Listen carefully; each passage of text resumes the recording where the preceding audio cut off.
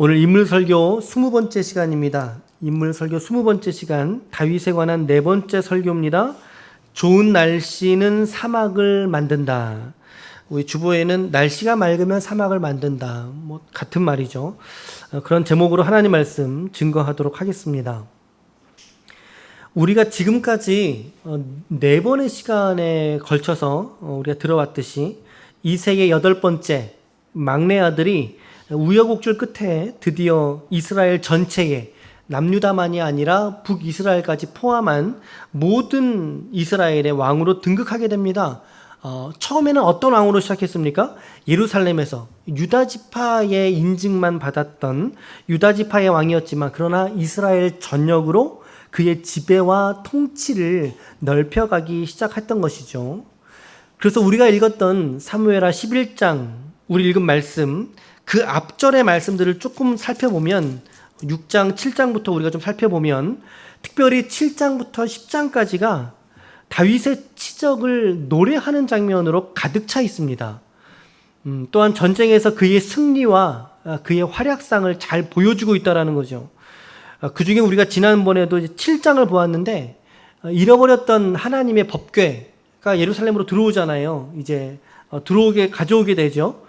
다윗의 수건 사업이었던 법궤가 드디어 예루살렘으로 들어오게 되고, 하나님께서는 그 일을 통해서 다윗에게 형통한 은혜를 마치 이 마른 날에 장대비가 쏟아지듯이 그렇게 다윗에게 부어주십니다. 형통한 은혜를 그에게 마구 쏟아주시거든요. 7장 1절 말씀에 보니까 이런 말씀이 있어요. 같이 한번 읽어볼까요? 시작. 여호와께서 주위의 모든 원수를 무찌르사 왕으로 궁에 편안히 살게 하신 때에, 다윗의 모든 주변의 원수들, 주변의 나라들, 이거 누가 물리쳐 주셨다는 거예요? 말씀해 보니까 여호와께서 물리쳐 주신 거예요. 그러니까 물론 다윗이 앞장서서 했지만, 그러나 그 이면에는 본질적으로는 누가 하셨다라는 것입니까? 여호와께서 하셨다. 하나님께서 하셨다. 그래서 그에게 그 복으로 말미암아 다윗은 궁궐에서 평안하게 살게 되었다라고 성경이 말하고 있습니다. 다윗이 이렇게 종교적인 성공, 법궤가 들어오는 종교적인 성공뿐만이 아니라 정치적으로도 형통하게 되었죠. 그리고 더 나아가면 군사적으로도 매번 전장에서 승리를 경험하게 하십니다. 사무엘하 8장 6절 말씀에 보니까 이런 말씀이 있어요. 다윗이 다메섹 아람에 수비대를 두매 아람 사람이 다윗의 종이 되었다. 조공을 바쳤다. 그러면서 다윗이 어디로 가든지 어느 적진으로 가든지 간에 여호와께서 이기게 하시니라 라고 하는 말씀이 있습니다. 어디로 가든지 이기게 하셨다. 무슨 말입니까? 군사적인 전성기를 하나님이 다윗에게 누리게끔 하셨다라고 하는 이야기입니다. 그리고 이제 9장에 가면 다윗의 가장 절친이 누구지요? 다윗의 가장 절친한 친구 세 글자. 맨 앞 글자는 요자로 시작해요. 누구죠? 그렇죠. 요나단입니다. 근데 요나단에게 아들이 하나 있었는데, 아들의 이름은 뭔지 아세요? 무비보셋이라는 사람입니다. 요나단의 아들 무비보셋이 등장하는데, 이 요나단은 다윗이 생명과 같이 아꼈던 그런 사랑하는 형제 아닙니까? 그런데 이제 그에게 아들이 하나 있었는데 무비보셋이에요. 근데 도망치다가 어릴 때 유모의 손에서 떨어져 버립니다. 이 아이가 떨어져서 다리를 절게 돼요. 절름발이가 된다는 거죠. 사무엘하 9장 1절 말씀에 보니까 다윗이 이르되 사울의 집에, 그 집안 가문에 아직도 남아있는 사람이 있느냐? 내가 요나단으로 말미암아 그 사람에게 은총을 베풀리라. 그래서 이제 남은 사람이 누가 있나 이제 수소문한 거죠. 사람을 찾아본 거예요. 그랬더니 그 중에 무비보셋을 찾게 된 겁니다. 그에게 이제 다윗이 은혜를 베풀어 주는데, 사울의 손자 요나단의 아들, 그렇죠. 요나단의 아들이니까 사울에겐 손자죠. 무비보셋이 다윗에게 나와 그 앞에 엎드려 절하매 다윗이 이르되 무비보셋이여 하니 그가 이르기를 보소서 당신의 종이니이다. 아마 두려웠던 모양이에요. 이제 가만히 있던 나를 끄집어내서 어쩌려고 그러실까? 나는 당신의 종입니다. 바짝 엎드렸어요. 다윗이 그에게 이르되 무서워하지 말라. 내가 반드시 네 아버지 요나단으로 말미암아 네게 은총을 베풀리라. 네가 내 할아버지 사울의 모든 밭을 다 너에게 도로 주겠고 또 너는 항상 내 상에서 떡을 먹을지니라 하니. 우리 같이 한번 읽어볼게요. 시작. 그가 절하여 이르되 이 종이 무엇이기에 왕께서 죽은 개 같은 나를 돌보시나이까 하니라. 무비 발음이 좀 무비보셋에게 다윗이 후하게 지금 은총을 베푸는 장면입니다. 멋지지 않습니까? 가히 성군이라고 부를 만한 모습이죠. 이런 다윗의 모습이 이렇게 그려져 있어요. 이 무비보셋의 이 은혜를 베푼 사건만 가지고도 우리가 설교를 하거나 혹은 여러분들이 묵상하게 될 때 깊이 있게 은혜를 받을 수 있는 대목이 이 무비보셋에게 이 은총을 베푸는 장면입니다. 나중에 언젠가 설교할 기회가 있으면 좋겠는데요. 우리 매일 성경 하면서 또 이 본문 분명히 지나게 될 테니까 또 그럴 때 설교할 기회가 있을 것 같습니다. 10장에 넘어가면 이제 9장의 말씀이니까 내용이고 10장에 넘어가면 드디어 이스라엘이 작은 군소국가에 머물러 있다가 이제는 강대국이 됩니다. 그 지역에서 우뚝 일어서는 열강이죠. 시대적인 열강으로 서게 되는 모습을 보여주고 있어요. 그게 10장 18절 19절 같은 본문에 보면 아람 사람이 이스라엘 앞에서 도망한지라 다윗이 아람 병거 700대와 마병 4만 명을 죽여버리고 또 그 군사령관 소박을 침해 거기서 죽으니라.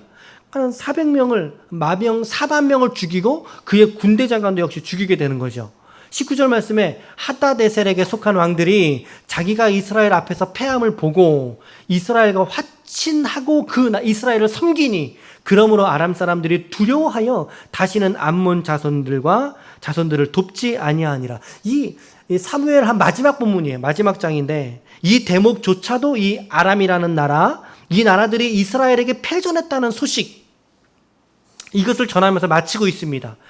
국가적인 거, 정치적인 거, 종교적인 거, 그리고 군사적인 측면, 더 나아가서 그게 성품적인 거에 이르기까지 이러한 다윗의 치적을 높이는 이러한 정황 속에 6장, 7장, 8장, 9장, 10장 여기까지 훑어보신 건데요. 이러한 배경 속에 오늘 11장 1절 오늘의 말씀이 이제 시작을 하는 거예요.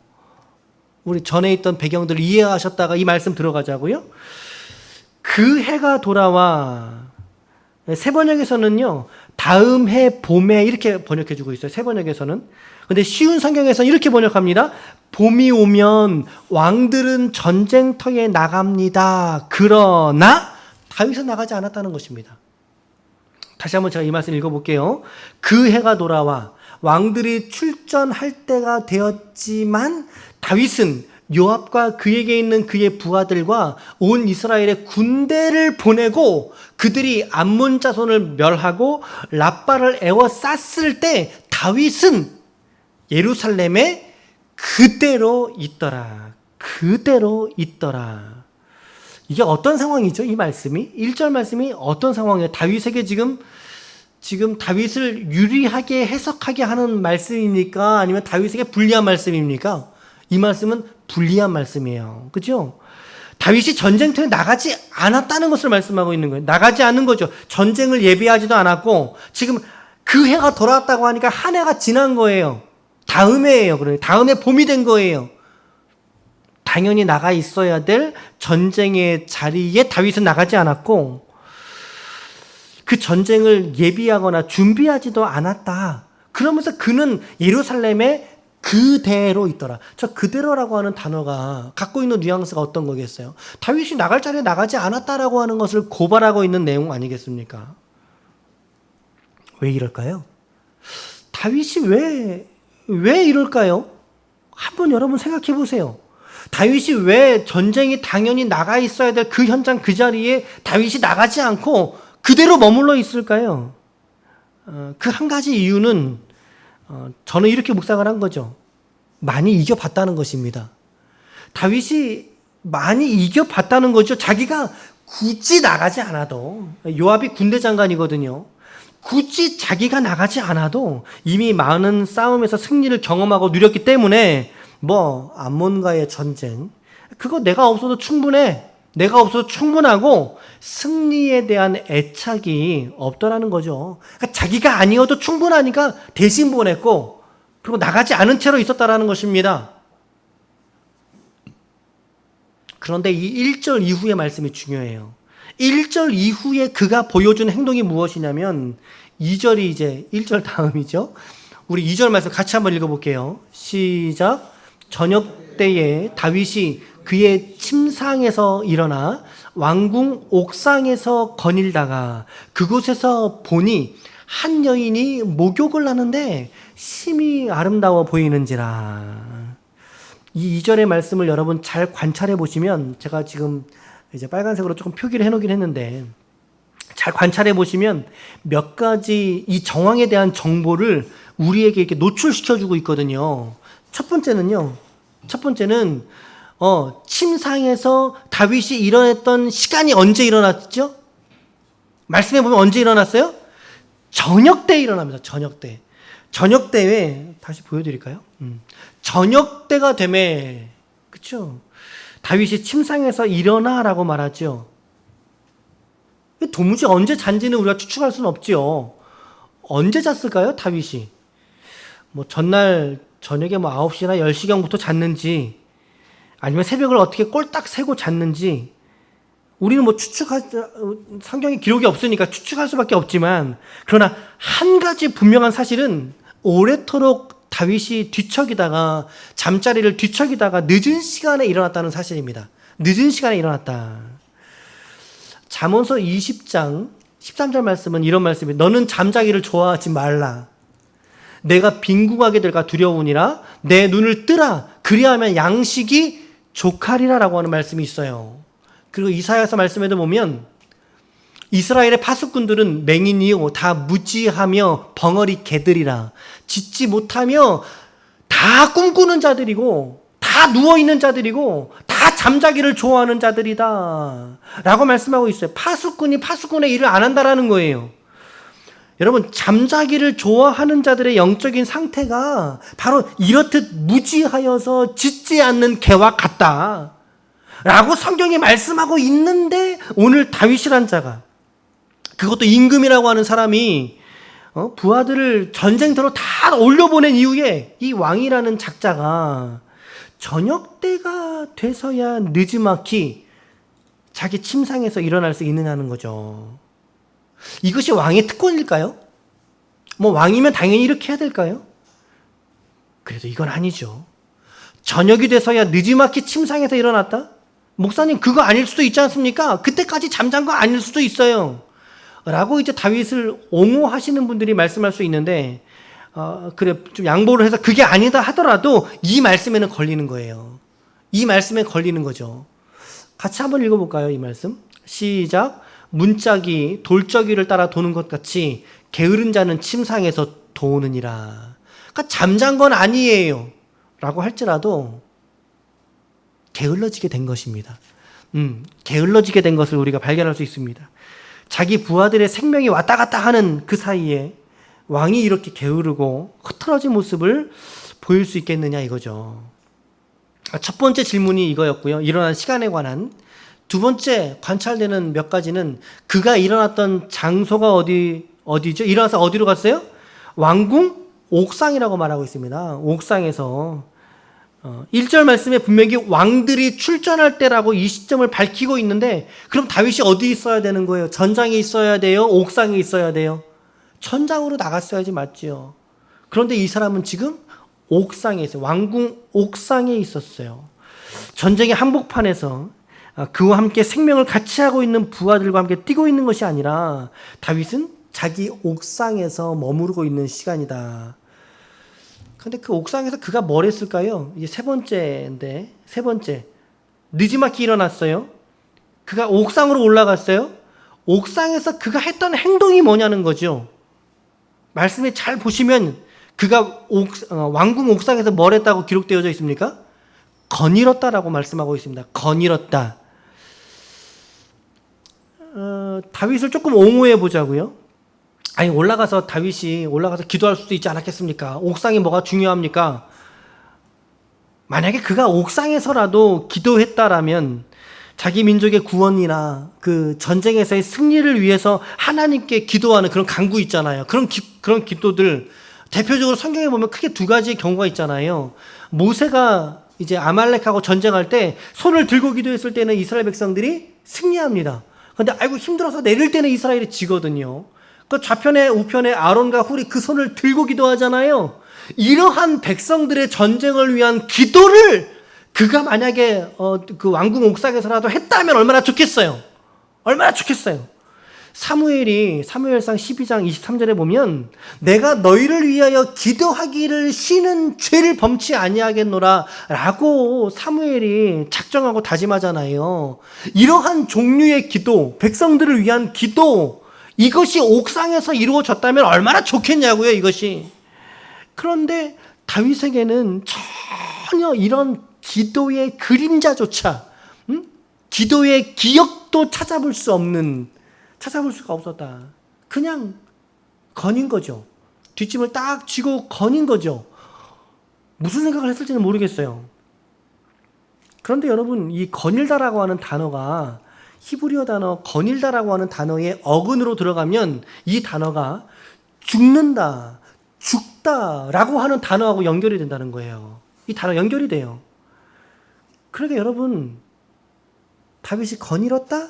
그 말은 다윗의 영성이 죽었다라고 하는 의미와 상통된다는 것입니다.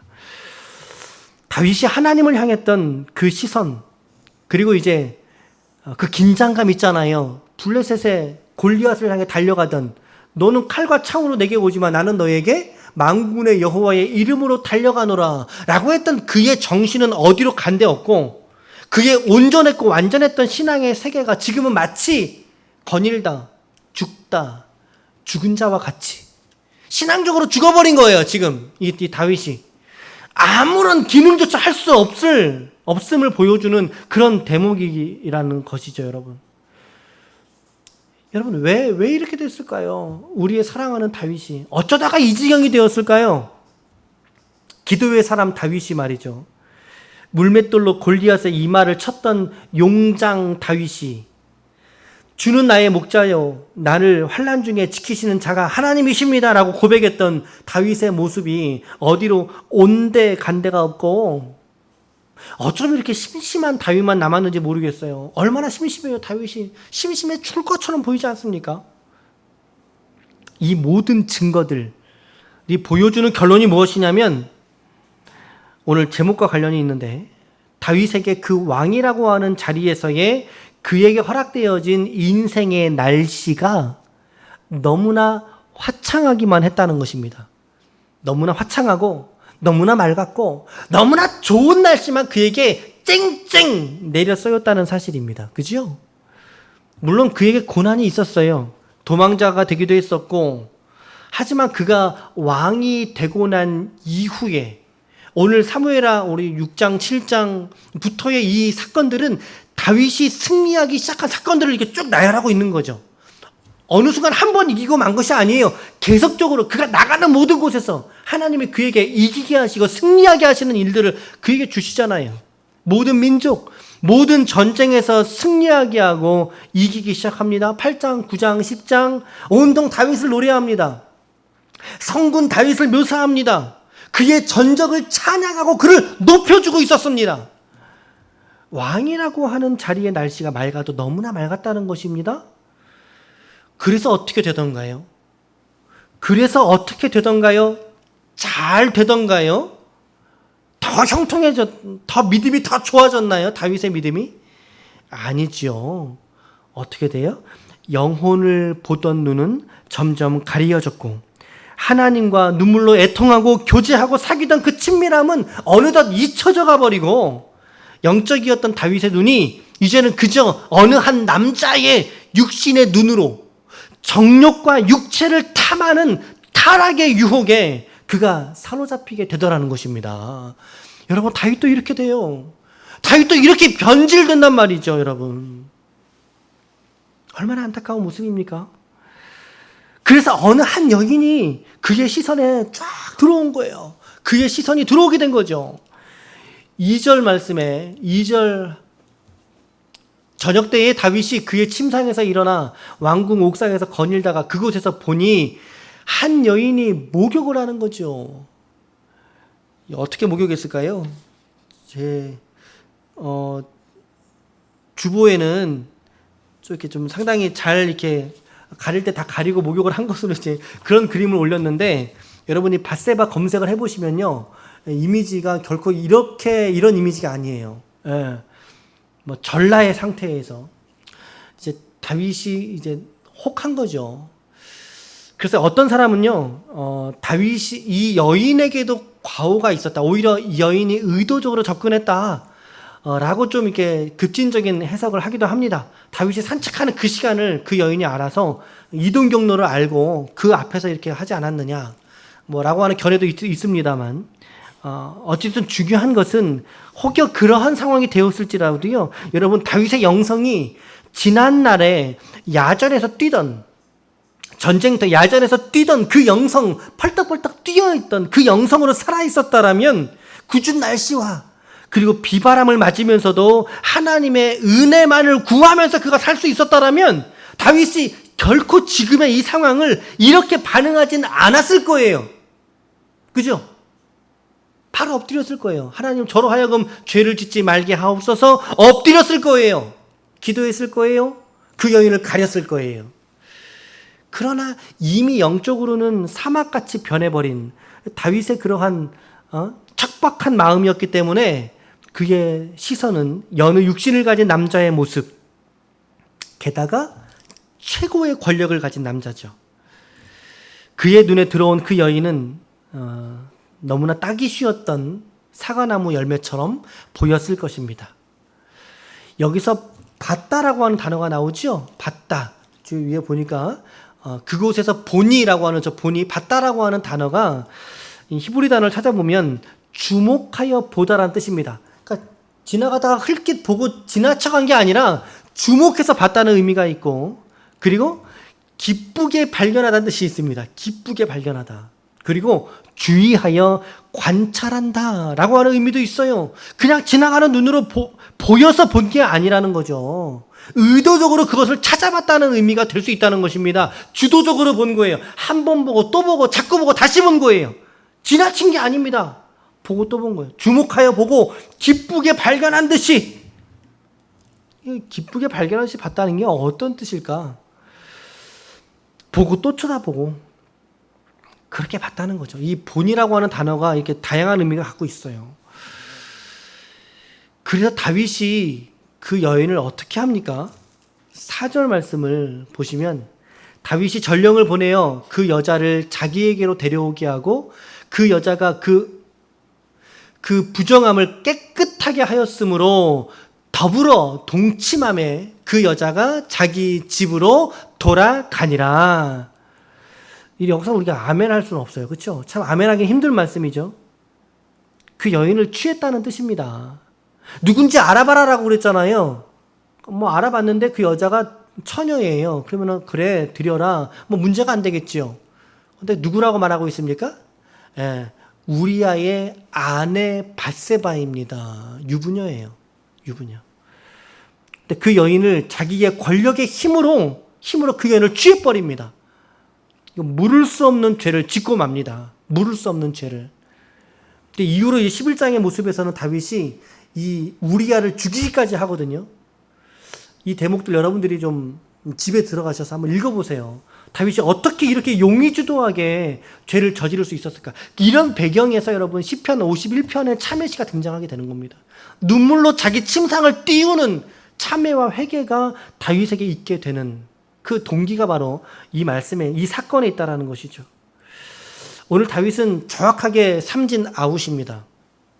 다윗은 아웃입니다. 여기까지가 오늘 본문의 내용인데요. 오늘 본문을 통해서 우리가 한 가지만 우리가 좀 적용하거나 결론으로 삼았으면 좋겠는 메시지가 이것입니다. 여러분, 해 뜨는 날씨가 늘 좋은 것만은 아니라는 것입니다. 맑은 날씨가 결코 영혼의 관점에서 봤을 땐 좋은 것이 아니다. 오늘 설교 제목에서 보듯이 날씨가 맑으면 그 좋은 날씨는 반드시 사막을 만들어냅니다. 비가 오지 않는 날씨는, 굿준 날씨를 지나지 않는 좋은 날씨는 반드시 사막을 만들어내고야 만다는 것입니다. 우리 누구나 해 뜨는 날씨 좋아합니다. 밖에 우리 다니기도 좋잖아요. 구지고 험하고 비 오는 날씨보다 누구든 개이고 화창하고 해가 쨍쨍 뜨는 그런 좋은 날씨 누구나 다 원한다는 거지요. 그러나 그것이 우리 신앙에서만은 마냥 좋은 것만이 아니라는 사실을 오늘 저와 여러분들이 깨달을 수 있기를 축복합니다. 여러분, 좋은 날씨가 뭘 의미하겠어요? 좋은 날씨가 어떤 것을 의미할까요? 오늘 다윗처럼 법궤도 왔겠다, 전쟁에서 이기겠다, 명성도 높아지겠다, 자기의 입지가 자기의 삶의 현장에서 탄탄하게 다져지고 있지 않습니까? 다른 말로 그의 인생이 형통한 대로를 달리고 있지 않습니까? 이것이 좋은 날씨로 대변될 수 있는 거예요. 그래서 우리도 좋은 날씨 원합니다. 누구나 다 좋은 날씨 원하는 거 아니겠습니까? 우리에게 좋은 날씨는 어떤 게 좋은 날씨일까요? 우리의 통장에 재정이 풍족한 거, 그렇죠? 잔액이 점점 증가하는 거. 어때요? 여러분들의 통장은 잔액이 점점 증가해요? 아니면 있다가 말아요? 아니면 점점 마이너스로 떨어지세요? 여러분들 통장은 좀 어떠세요? 우리의 바람도 그래요. 하나님, 내 통장에 잔고가 점점 쌓이게 해주세요. 어떤 개업하는 집에 갔더니 화분을 이제 많이 보내잖아요. 보내는데 이런 문구를 새서 보낸 거죠. 돈 세다가 잠드소서. 이런 말씀 본 적 있어요? 없어요? 여러분 본 적 있으시죠? 돈 많이 벌라는 거예요. 우리 어쩌면 최고의 관심사가 어쩌면 돈 문제일 수 있어요. 예, 우리 이런 자본주의 사회에 돈이 없으면 우리가 정말 운신할 폭이 너무나 좁아지잖아요. 얼마나 불편하고 힘듭니까? 지금 코로나 때문에 온 세상에 지금 흉흉한 소문이 들려옵니다. 어제 뉴스를 봤는데 지금 이제 취업 준비며 하는 이 30대 위 안팎에 있는 청년들에게 우울감이 극심하다 그래요. 우울감이. 근데 그 이유가 뭐냐라고 물었더니 첫 번째가 뭐냐면 생활비의 여유가 너무 없다는 거예요. 취업 준비하는 사람들은 어때요?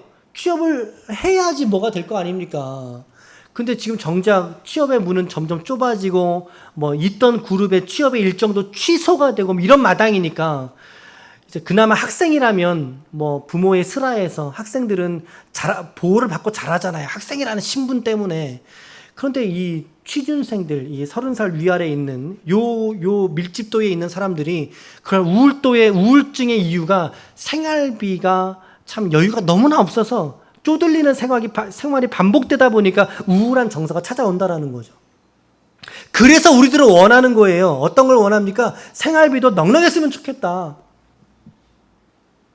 내가 손대는 사업마다 잘 됐으면 좋겠다.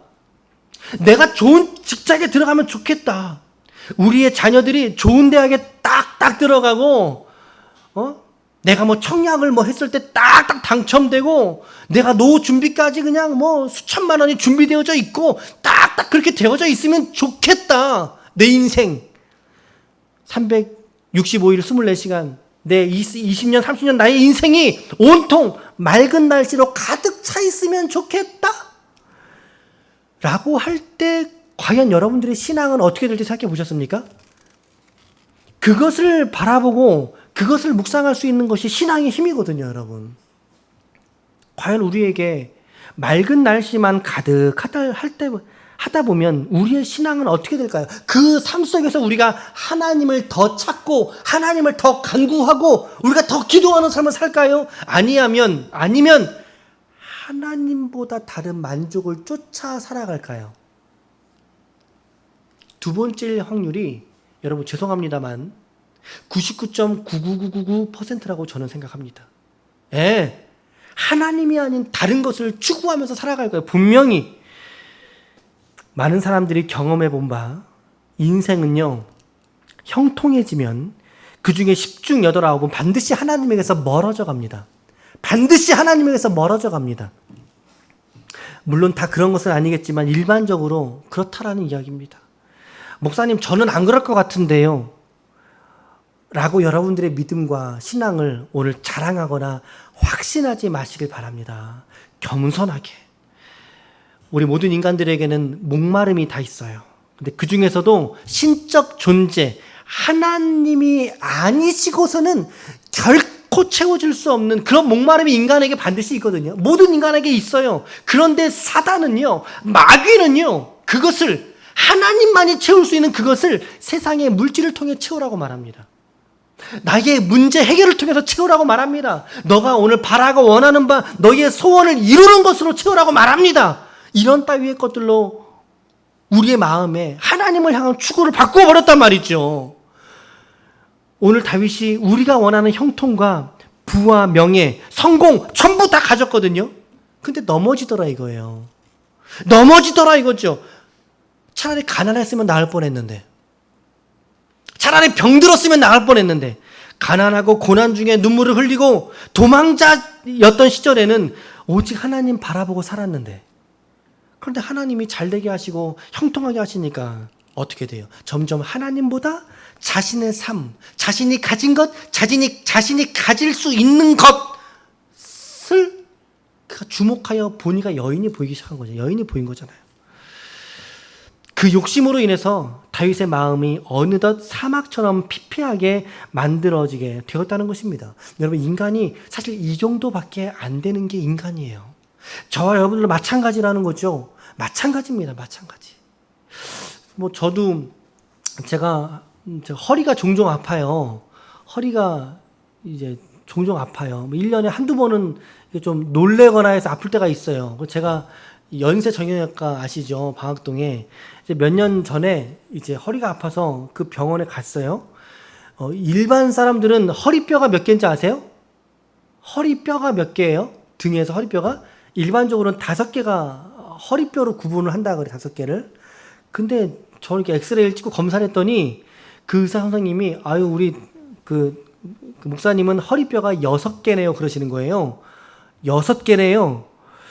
하나, 둘, 셋, 세면서 6개라고 하시더라고요.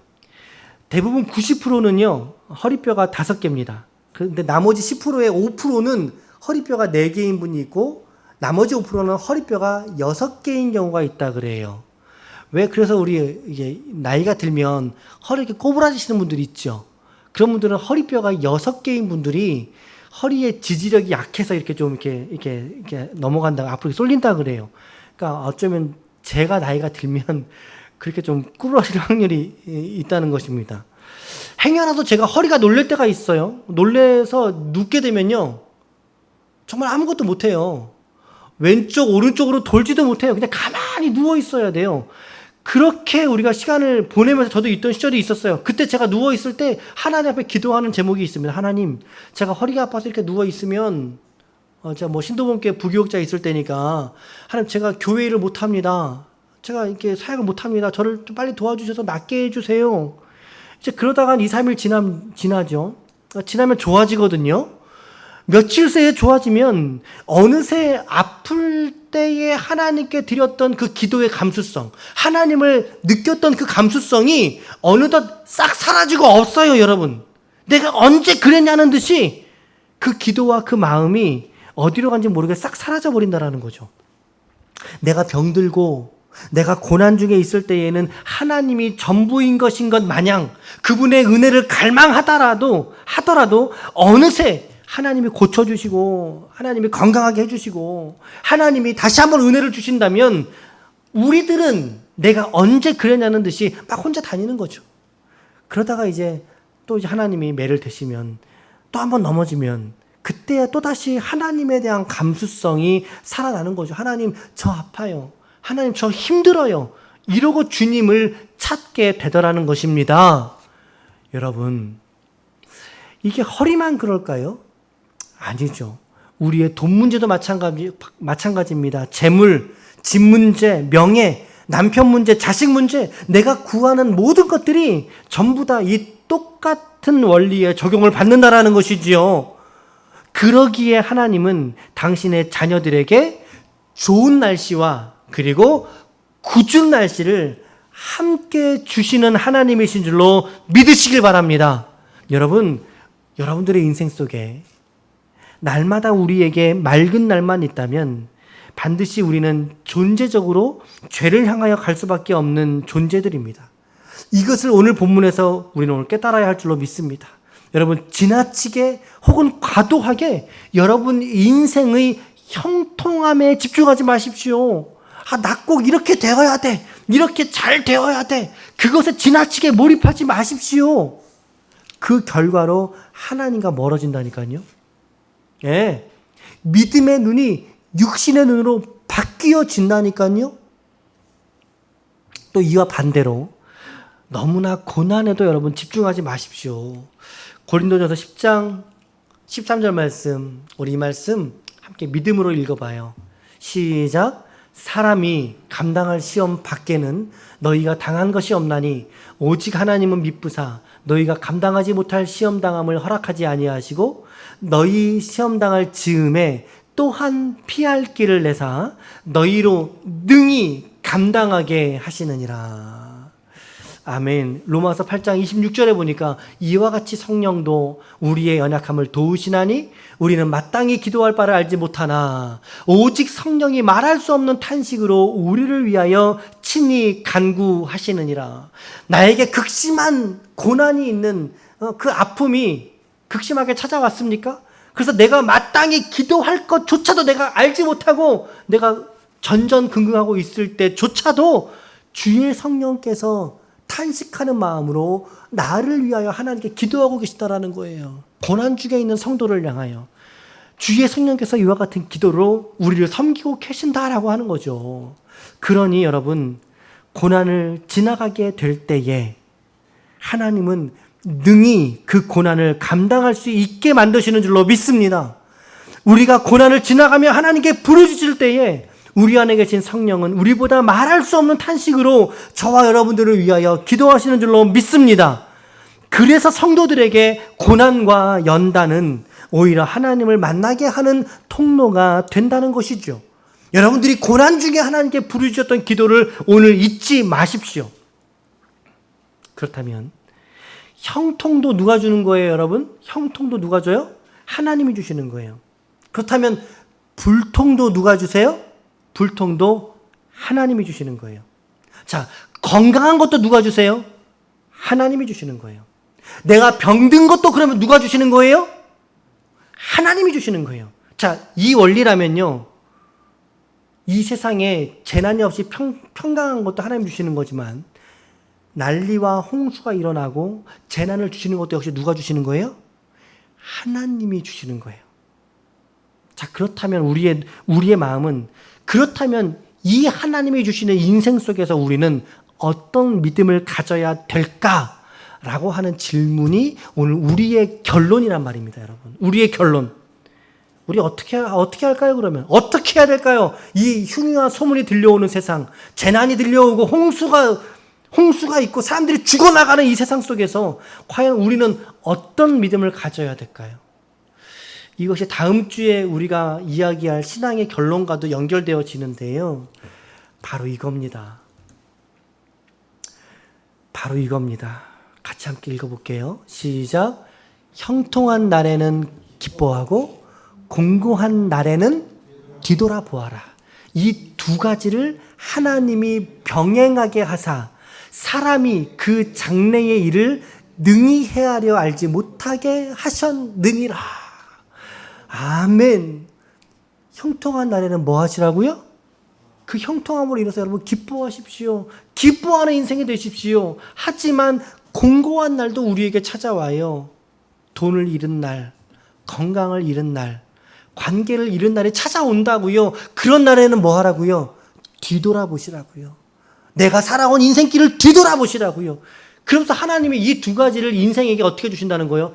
병행해서 주신다. 병행해서. 한 가지만 주지 않으신다는 거지요. 그것은 장래일을 능히 헤아려 알지 못하게 하려 하십니다.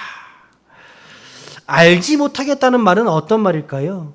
이것은 형통할 때든 불통할 때든 오직 인간은 하나님을 의지하고 신뢰하고 바라보는, 하나님을 의지하는 존재로 하나님이 지으셨다는 말씀입니다. 이 말씀이.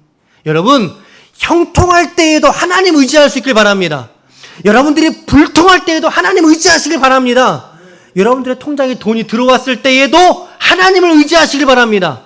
돈을 잠시 잃었을 때조차도 하나님 의지하시길 바랍니다.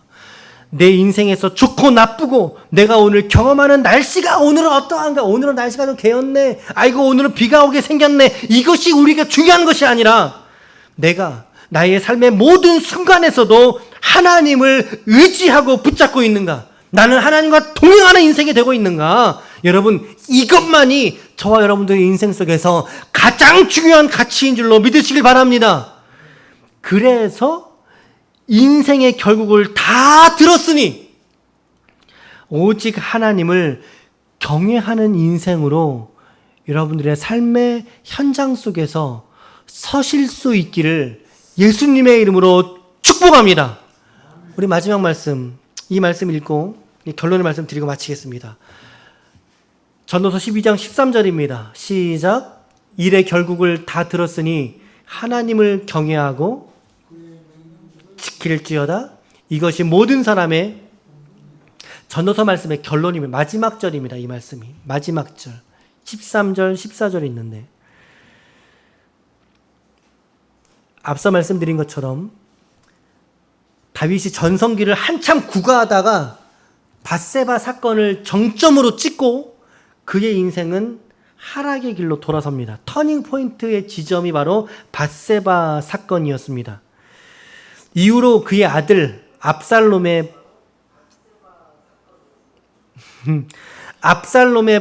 반역과 그리고 왕으로서 또다시 도망자가 되기도 하죠. 다시 왕위를 찾았지만 그러나 이전 같은 전성기를 다윗은 다시 누리지 못하고 맙니다. 그 이유가 어디 있을까요? 그가 하나님과 온전함으로 동행하지 못했던 사건, 이 밧세바의 사건 때문이었다는 것입니다. 오늘 저와 여러분들도 마찬가지라고 생각합니다. 다윗이 좋은 날씨를 바랬고 도망자에서 정복자가 되었고 그는 기도했습니다. 맑은 날씨, 좋은 날씨를 그는 한량없이 누렸습니다. 그러나 그의 좋은 날씨가 결국에는 그의 영성을 메마르게 했고 그의 촉촉했던 심령의 밭을 좋은 날씨에 땡볕으로 말미암아 그의 마음밭이 사막으로 바뀌어버리고 말았습니다. 오늘 저와 여러분들은 무엇을 구하는 인생이어야 될까요? 여러분, 좋은 날씨도 구하십시오. 맞아요. 전 여러분들에게 좋은 날씨가 비춰질 수 있기를 저는 기도합니다. 하지만 여러분들에게 궂은 날씨가 드리워졌다는 소식에 때로는 아파하고 그 궂은 날씨를 어떻게 바꿀 수 있을까 함께 기도하고, 그러나 그 좋은 날씨가 혹여라도 내 영혼을 사막으로 만들 수 있다는 것을 여러분 꼭 기억해내시길 바랍니다.